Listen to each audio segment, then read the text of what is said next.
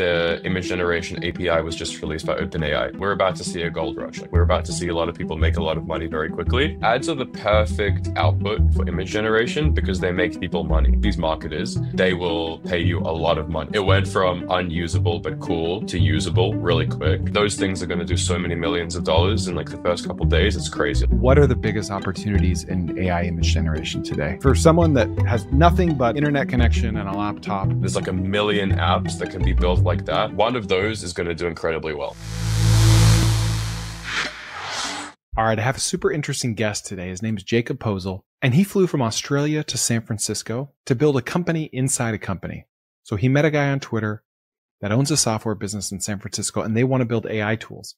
So they hired Jacob to build tools to fix the problems that they had within their companies, but also wanting to eventually scale and sell that tool to other companies as well.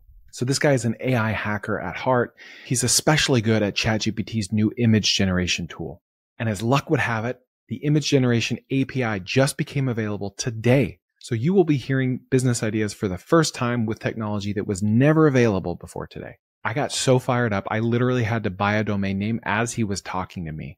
And I'm going to build at least 2 different software tools solely based off this conversation. This new image generation API is a defining moment in ChatGPT's history. It will enable so much entrepreneurship.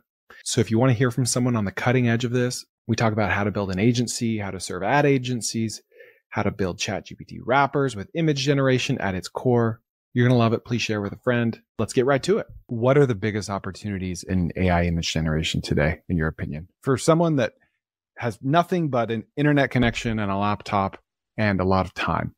There's 2 ways to take this that can create a lot of money. And like, okay, so today is the 23rd of April, and the image generation API was just released by OpenAI. And so we're about to see a gold rush. Like, we're about to see a lot of people make a lot of money very quickly. And so I would release this quickly so that these people can take advantage of that. The API was released today, and there's lots of different ways you can take advantage. So a lot of people who are not technical and who are not nerdy and who are not on Twitter don't know what ChatGPT is capable of. I was at an event with some friends recently, and we like took a group photo, and I was like, oh, I'm going to like giblify this image, which is like a super common thing. And they were like, I have no idea what that means. And I showed it to them. And you're in San Francisco talking to people your age, right? Yep, exactly. They're in the finance world, not in the tech world. And they just didn't know. And there's like a million apps that can be built like that take whatever everyone is loving that ChatGPT does, and just turn that into a super focused app like Ghibli Me or whatever you want to call it, or like Anime Me. Mm-hmm. Like, one of those is going to do incredibly well. And so you can charge for it based on like, you can figure out the math to make it make sense, where you sell like a subscription and then maybe credits on top to generate more images, look for some virality using a tool like TikTok or something like that. And like, those things are going to do so many millions of dollars in like the first couple of days. It's crazy. Like, that's coming. And there's a lot of other really cool use cases. Like, one which gets people really excited is you can combine 2 people and be like, what would my kid look like? You know, like there's so just so many. good. Yeah, it's like I did that with me and my fiance, and I took a photo. I was like, what would our kid look like? And we loved it. It was like, we were like, I joked that this is going to solve the fertility problem, you know, that people are going to want to have kids once they see these. We're all narcissists, right? So if we want to solve the fertility problem, then ChatGPT has to make us look better than we actually look. And then we're like, oh, that's a beautiful baby. Let's have some kids. And the kids do look super cute. Like, it doesn't matter who it is. And stuff like that, like, be creative there. Like, see what, like, just like off the top of my head, like, what am I going to look like when I'm older? That's like another one that you can do when it comes to like feeding into people's narcissism and arrogance. Like, people want to look at themselves. Like, what would I look like with different hairstyles or with a beard? What would I look like if I lost 30 pounds? Right? I mean, 2/3 of Americans are overweight. So there's your market. Amazing. That's an amazing idea. Yeah, there's like so many of these, like, feed into people's narcissism. People love looking at versions of themselves. People love taking photos of themselves and seeing what you look like under like a different context, like in a different environment. So that's like something that is a no-brainer. There's also like, think of other industries where imagery is important. So like for retail, for real estate photography, a really cool one is like take an empty room and like fill it up with furniture for me and like help with interior design. Another one is like improving the lighting or the vibe of like an Airbnb. I posted about that one and people hated it, but there's got to be a there's got to be like an ethical way to do that. But yeah, there's so many of these. There's so many ways that we interact with images in our life, and any of that is going to be very important to people, and we'll use this API. So that's like the consumer virality side of it. And I think we're going to see a lot of really creative people come up with a lot of really creative things. Jacob, I have to apologize because I told you before I hit record that I can't not launch businesses. So when I said that, what would I look like if I lost 30 pounds? And I got your validation that you liked it. I Yeah. literally just clicked purchase on rightsizeme.com. That's a good domain, isn't it? Amazing. Amazing. Rightsizeme.com. How much was it? Done. $10. It was open. Amazing. I own it. But like that's Amazing. totally something that people would pay for, and then they would share, and then like Yeah. that literally wasn't available yesterday. Like it would have been very, very hard to build that yesterday, but today the API came out, and I think it's hilarious because 6 days ago I posted a tweet showing like pictures of homes in Texas of like, what would this home look like if it were painted white? What would this home look like if a large tree fell on it? And I owned a tree trimming business and I wanted to send personalized images of people's homes with a tree on it to incentivize them to pay for my tree trimming services. And half of the negative comments were like, API is not even available. And I'm like, give it a week. That's what I said. I'm like, give it a week. And here it is 5 days later and it's available. Like people look for so many excuses to not launch. They like, oh, there's an excuse. Yeah, I feel better about not launching now. Yeah. Yeah. It's so true. People look for a million reasons not to do something, but if you had been preparing for it, you could have created like a really, really great outcome for yourself starting today because it was launched today, which is pretty amazing. Have you seen any image generation wrappers or tools? I know it just came out today, but have you seen anything that just started printing money right off the bat regarding image generation? No, I mean, unless you count ChatGPT, but like it literally was launched, I would say 2 hours ago, like literally 2 hours ago. So it's like too early to have seen anything that could have launched. But Like what about like that, with Replit or the other image generation APIs? the OpenAI image generation API was like a chat, like the GPT-4 moment. Like if people are familiar with that when it comes to image generation, it went from unusable but cool to usable really quick. And so none of the other APIs were viable to do something like this. And these ones are viable to actually to get past that like churn point, like a lot of AI apps have really high churn if it just can't get past a certain point, and we're there now. And so no, I haven't seen any, but like I guarantee we will see a lot in the next coming days. Tell me about what you were playing with a couple weeks ago with these ads, like with the image generation tools. And now that the API is available, what businesses do you think people could start with what you were playing around with on Twitter? Yeah, so this is a big one, which is ads are the perfect output for image generation because they make people money. Mm-hmm. And so I had been playing around with this idea of AI ads for a long time before the image generation API, before the image generation ChatGPT was even a thing, this like new update. And then when it was, like, long story short, it was like the first thing I tried because it's something I had obsessed over and failed at for a long time before. And I had this like wow moment, like it's there, it's here, it can finally do it. And I started posting about it, and that kind of got a lot of traction, a lot of people impressed. And so I think we are going to see a big influx of AI generated ads. And there is a very high demand in performance marketers to figure out how to use these ads, how to use AI to generate more ads for them. Because to like oversimplify it, the ad algorithms are starting to reward volume and choice more than high focus. And so a lot of these marketers are trying to figure out systems to create a lot of high creative output at a low cost. And so the market is moving towards that right now. I can say that with absolute certainty. And if someone can figure out how to make it work for these marketers, they will pay you a lot of money, because a single ad unit can make them, if a single ad costs them $100, they could make like $20,000 from that. Like it's the easiest return on investment for them ever. So that said, it's not going to be as easy as people think it's going to be. There's a lot of best practices to be figured out.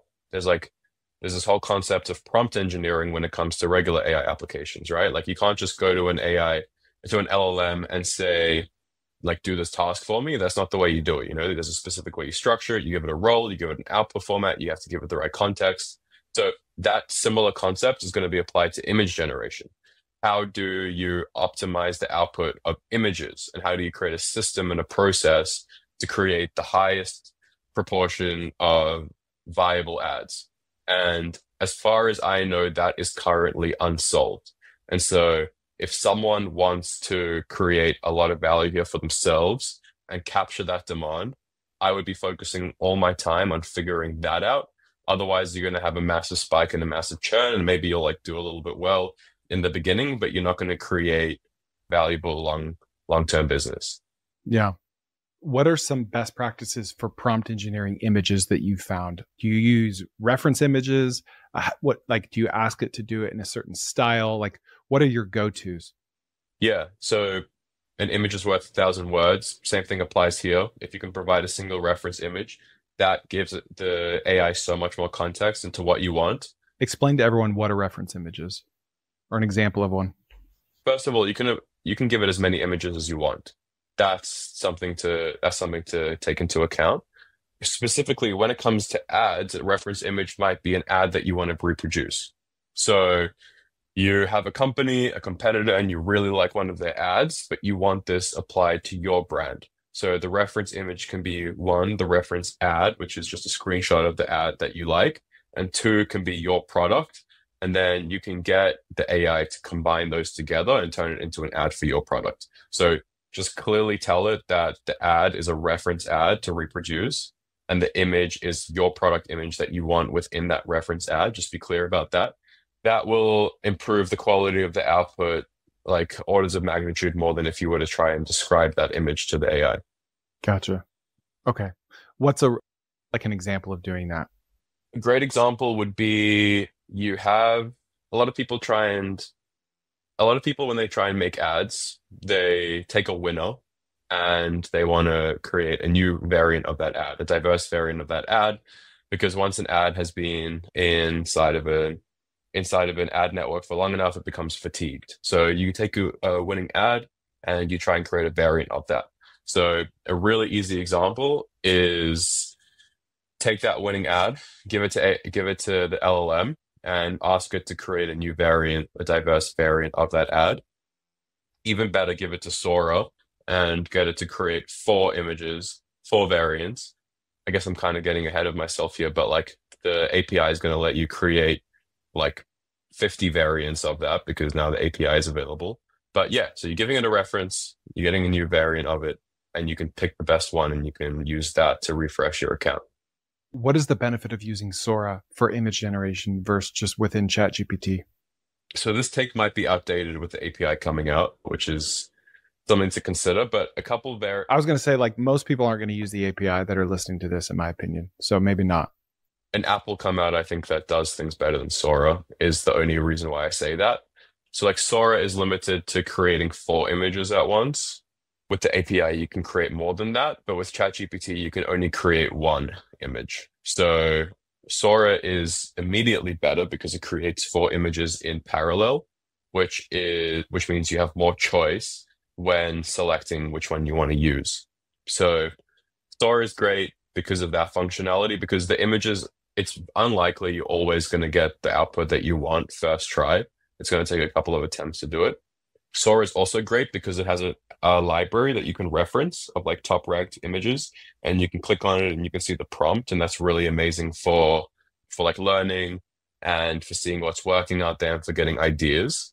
And this is unconfirmed. This is just a little personal intuition. It could be completely wrong, but I think what happened was OpenAI had 2 versions of their image generation model. They had like the main one, which was initially released, and then they had a smaller one. It might have been like an earlier checkpoint, or like there's a lot of different ways that these engineers can decrease the size of their models, but that reduces quality. It reduces compute demand, and it lets them output the images at a cheaper cost, but it reduces quality.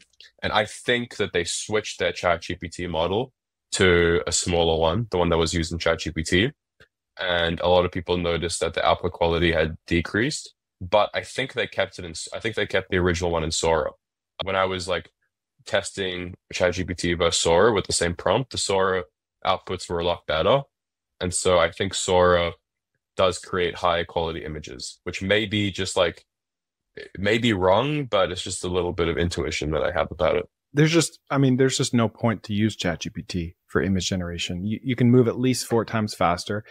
It likely, maybe not definitely, but likely has a lower image quality output. So you might as well use Sora. Like, if you had to choose, gun to your head, you can only generate images on Sora or you can only generate videos on Sora. What do you think is the bigger opportunity? Which would you choose? Images, for sure. For Why is sure. that? Videos still haven't had that moment we spoke about before. They're still unusable. They're still cool, but unusable. It's a And gimmick. so, yeah, exactly. That it's fully a gimmick. So video is cool, but you know what's better? Long form audio via podcast and my newsletter, tkopod.com. Go there to subscribe for free to my newsletter. It's 1 email a week, very tactical. And then go to my audio podcast, 3 episodes a week, stuff like this. You're going to love it. All free, no sleazy sales pitch, tkopod.com. You could think of it like this. If you use text, like I would say 90% of outputs are going to be good. If you use images, 60% of outputs are going to be good. If you use video, 5% of outputs are going to be good. So that's until video can get to that certain threshold where it's useful. I wouldn't really invest a lot of time there. Let the guys with like a ton of money training these models invest their time there, and when the opportunity comes, take advantage of it. Do you think there's an opportunity for people to kind of surf the Sora library, sort by most liked, most viewed, and think of like wrapper ideas or business ideas based on what those prompts are? Because for those that haven't played around with Sora, like it will show you what the prompt was exactly to generate that image. Do you think there's anything there? Yeah, there's so many ways people can get creative here. Sora is a great place to go to just like get the brain juices flowing and just thinking about what's possible, because people are so creative. They're coming up with the most creative things. I highly recommend anyone listening to this just scroll through Sora and just take a look at their explore page. Anything that was like a pre-existing filter that people use, I would take a look at. There's so many ways to get creative here. It's just unbelievable. I'm really excited to see what people come up with. Yeah, like I was looking at the explore page and there was a picture of like Dumbledore, Hermione, and Harry Potter in the gym. And they Yeah. were all like jacked. And it was this black and white and it had the most likes. And I'm like, you could build a wrapper out of that, out of Yeah. that one prompt, right? Because Yeah. there's a billion people that love Harry Potter. Oh, there's just so many ideas. Is the prompt the most important part about all this? Or is there something else that people are missing? So it's task dependent. If it's creating ads, it's the reference image for sure. But Okay. Okay. think think of the reference image as a part of the prompt. It's not actually truly separate in the way that the AI ingests it. It can take 2 different modalities and use them both to create an output. And so if you are trying to reproduce something, then the image is the most important thing. If you are trying to create something completely new and creative that doesn't require reproducing something real, then the text, the prompt is the most important thing. Okay. What's an example of when the prompt would be the most important thing? No reference image necessary or as relevant. So like for example, if you're trying to create that like Harry Potter scene, right? If you're trying to create something truly creative and truly novel, or like something like a fantasy, using characters or themes that are very, very well known on the internet. So, like for example, Harry Potter is very well known on the internet. And so the AI already has a very good understanding of what that is. Then no reference image is necessary. Like by providing a picture of Harry Potter, you're not really moving the needle because it You're not knows going to what. move the needle. Yeah. Yeah, exactly. And so in that case, it's the most important. Like for example, with creating like a theme, like using a theme, like the Ghibli theme, like the prompt there is the most, well, actually no, because you're providing a reference of yourself. But yeah, it's difficult for me to think of a use case where you're not providing a reference image because everything I've done includes reference images because it's all some kind of edit of an existing image that exists.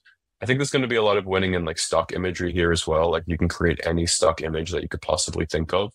And so that won't require a reference image. That will just be a font. Yeah, it's super case dependent. Do you think there are opportunities for people that literally their only skill is just knowing their way around Sora and using reference images and using good prompting? Let's say that's all they know.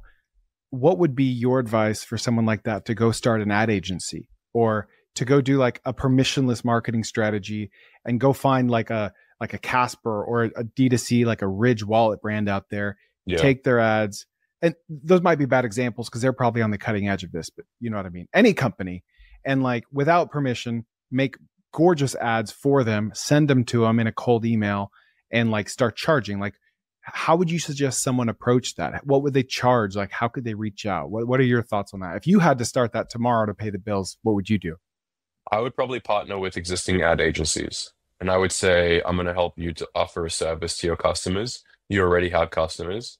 They want this. Let me just whitelist my service. And I have the skill set to create high quality images. And I have the system to create high quality images. And I'll do it for you. And I think if you DM'd any of these agencies on Twitter, they would probably give you a shot because the way that their business is run is it's all like arbitrage on another service. Like it's either labor arbitrage or it's like software arbitrage or it's like another service arbitrage. And so if you can deliver the service to them and they can sell it for more, then they're going to say yes. And so I would just find as many as you can. I would offer this and I would dedicate my time to uncovering those best practices and understanding what works and what doesn't. And so you basically, I like to call it piggybacking. You'd piggyback off someone that already has a whole portfolio of not just customers, but trusted customers. They already have their foot in the door. They're already paying them. Even if they're dormant customers, they could reactivate them with this. How do you think you would charge? Like, would you just say, I want to take a third of whatever you charge? Like, you white label this to me. Like, here's how you would sell it. Here's how you'd promote it. Here's some examples. Outsource it to me and we'll split the revenue 50-50. Like, what do you think that looks like? Difficult to say. The way that ads are usually charged in marketing agencies is like per ad. Like there's a certain cost per ad, value per ad. And so I would determine some kind of value per ad, which is reasonable. And then, yeah, like I would split the profits probably, or I would deliver to that. Like I would understand what they would be able to sell it at to their customers and then provide a reasonable markup with them. And then it becomes a really nice volume game, right? Like everyone's incentivized to just create more ads, and there's almost no cap that the brand will buy from the agency if the ads are ready to go into the account, because it's very unlikely that they're going to lose money on that in the long term. And so I'd probably do it by ad, or you could figure out like a cost that makes sense as like a base plan, right? And like they just charge you that as like a retainer if they're willing to do that, like regardless of how many ads are accepted or not. I think that would really work as well. That like is a little bit that reduces your upside but decreases your downside, or do some combination where it's like a base retainer plus number of ads accepted by customers and launched into the account, something like that. Dude, I like that. Here's another idea that just came to me. So a lot of these ad agencies list out their customers, right? They just make it too easy for growth hackers like us. You go scrape a list of all these ad agencies, preferably ones that aren't on the cutting edge, aren't already doing this. You build a wrapper with Replit that just can basically do what Sora does, right? But you brand it towards ad agencies only. You're not going towards, you're not trying to get brands or companies. You want to go through the ad agencies. And then you go to their portfolio page and you see, all right, John Ad Agency has Athletic Greens as a client. Okay, I'm going to go remake 6 Athletic Greens ads and I'm going to send them to him proactively with a link to my wrapper that I built in Replit that allows them to do this themselves. You get them using it. You get them on the interface loyalty. It's in their workflow. They're sharing it with their account managers, etc. And then you charge $200 a month for it. And it's just a tool. It's just a tool that they use for unlimited image generation. Now you'd have to watch the credits, right? Depending on how much they use it. But I like that model over like charging per ad because usually brands want to know like, what is this going to cost me per month? Like I just want to know. I don't want to be surprised with a big bill. What's it going to cost me? So really, we're just talking about like a wrapper for ad agencies. What do you think about that? I think in the beginning, you need to do it for the agencies. I think like, Remove the friction. yeah, I think tools are good, but it's really difficult to get people to use tools, like to actually use it themselves, even if there's really obvious value there. And like the dream scenario for an agency is they don't need to think about it and they make money. And so while you can, I would deliver the service for them. Like I would literally send them Google Drive folders of just completed ads. I would ask them what format their client expects ads in, and I wouldn't overthink it. I wouldn't overthink the software. I would just be like, how do you deliver your ads to your client? Okay, I'm going to build you ads and I'm going to put it in that format for you, and I'll send it to you. And all you need to do is pass it off to them. And I think that behavior of an ad, of a brand approving ads from an agency and the agency and then charging based on the number of ads they approve, I think that's normal. And they're not going to be hit with a massive bill. Like they could be provided ads and they don't need to accept all of them. Like they're very familiar, they're aware of how much they're going to be paying for these. Hmm. Hmm. Oh man, my mind is like buzzing right now.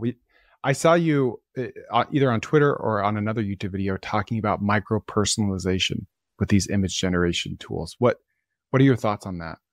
I think it's kind of amazing how marketing can change now, where the bottleneck in how you managed almost everything was the creative. And like the dream of marketing are these hyper personalized, hyper targeted, one-to-one interactions with your customer. And so like that's obviously impossible. So companies think of like different personas and they try and build towards those personas.